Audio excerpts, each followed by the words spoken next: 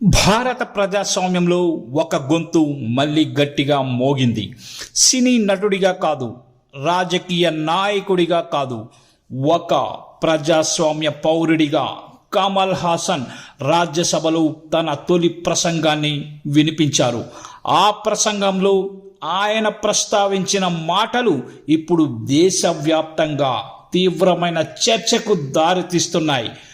మక్కల్ నీతి Maiam party అధినేత Kamal Haasan election commission చేపట్టిన SIR special intensive revision పై తీవ్ర ఆందోళన వ్యక్తం చేశారు.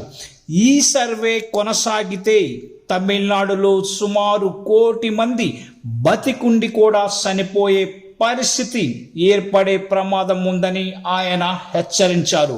స్పెల్లింగ్ తప్పులు, చిరునామాలో చిన్న మార్పులు వంటి కారణాలతో ఓటర్లను జాబితా నుంచి ఏకపక్షంగా తొలగించే పరిస్థితి వస్తోందని ఆయన విమర్శలు గుప్పించారు.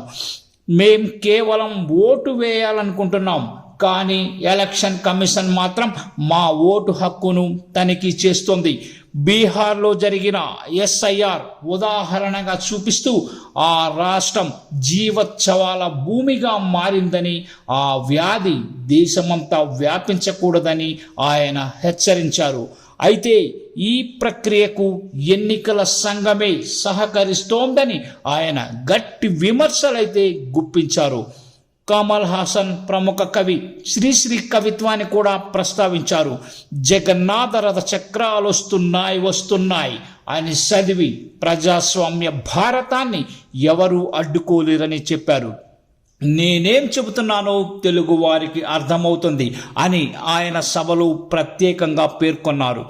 ఎన్నికల సంఘం విమర్శలను తిరస్కరిస్తూనే ఉన్న ప్రజాస్వామ్య రథం ముందుకు సాగుతూనే ఉంటుందని కమల్ హాసన్ స్పష్టం చేశారు.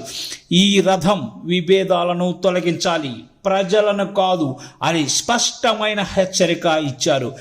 ఏ ప్రభుత్వము శాశ్వతం కాదని, ప్రపంచ చరిత్రే దీనికి సాక్ష్యమని ఆయన గుర్తు చేశారు. మిత్రులారా, పిల్లలు చూస్తున్నారు, జెడ్ కూడా చూస్తోంది. రేపటి రోజైనా మనదవ్వాలంటే ఈ రోజే ప్రజాస్వామ్యాన్ని కాపాడుకోవాలి. ఇలా కమల్ హాసన్ ప్రసంగం ప్రజాస్వామ్య హక్కులను, ఓటు హక్కును, సత్యాన్ని రక్షించాలని గట్టి సందేశంగా నిలిచింది.